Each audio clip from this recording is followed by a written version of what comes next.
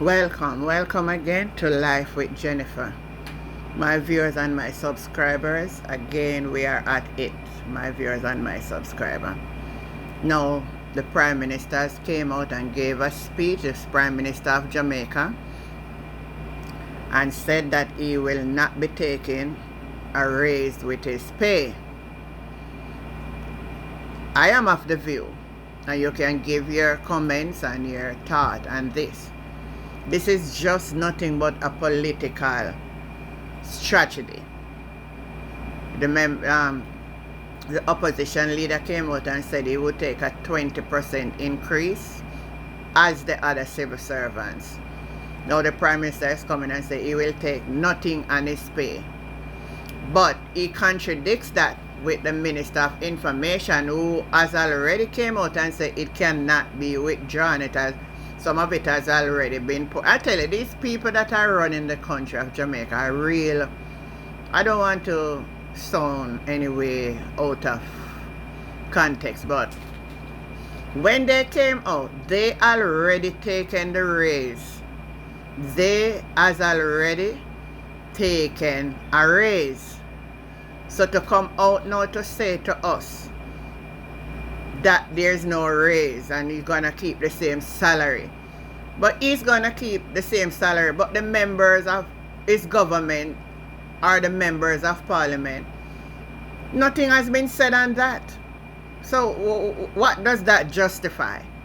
Can that justify what has already been done? I am of the view, no. But you can give me your honest opinion in what you think and your view on the matter.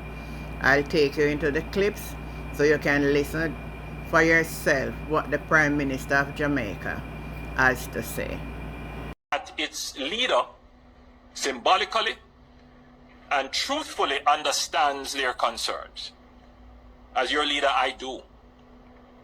Therefore, I have directed the Transformation Implementation Unit to remove the Prime Minister's compensation from the new salary scale.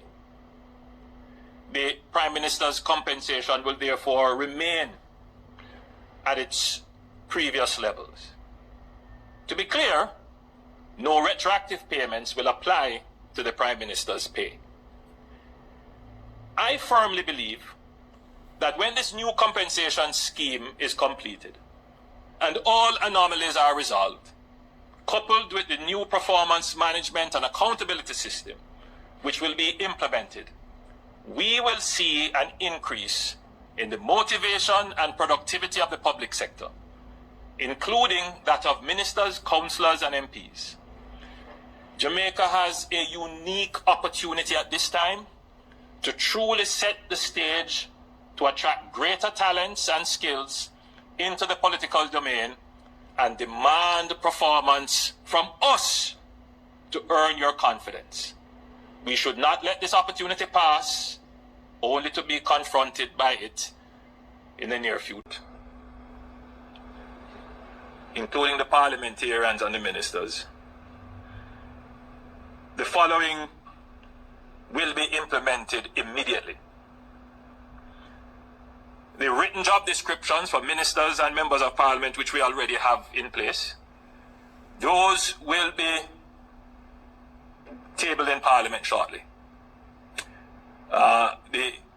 Those were done in 2021, I believe they were completed. But we'll table those so the public can see what the job entails. A code of ethics to govern the conduct and duties of members of parliament was already developed. There was an existing code of conduct developed under the Patterson administration, and we have enhanced that. No, not just for ministers, but to include members of parliament, the Minister of Justice and the Minister of Legal and Constitutional Reform. They were tasked to do that. They completed that late last year, and they have now submitted that to me, and at the next cabinet we will review it and turn it over to Parliament for Parliament to review it. They may want to make some adjustments or they may accept it as it is, and then that code of conduct will be in force. We will institute finance.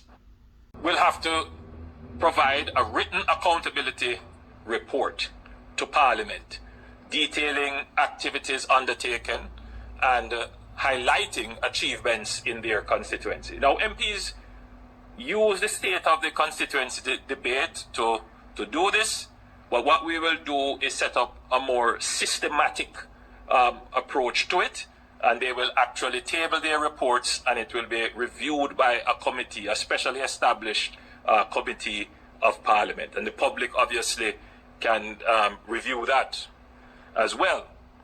Now, when I became a member of Parliament, I thought at the time that I knew a lot about government. What you learn in school is not sufficient.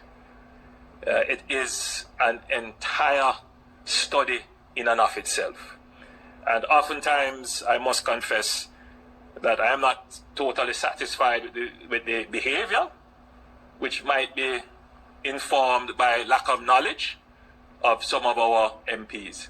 I have, through various sources, provided training for our new MPs.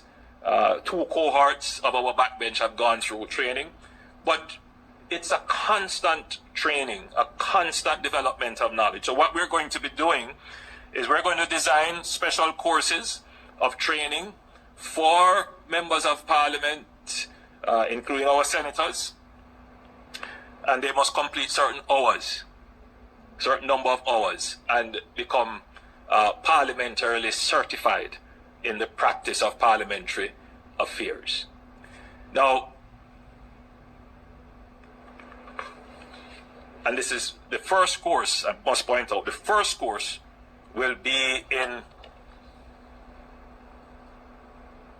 parliamentary procedures and practices and in our standing orders. We didn't just come with this salary increase to just take a salary increase. And yes, your concerns about accountability, productivity, performance is valid. I share them. I experience it every single day to get things moving. You have heard me say that it would appear that in Jamaica, if it doesn't take long, it's not done well.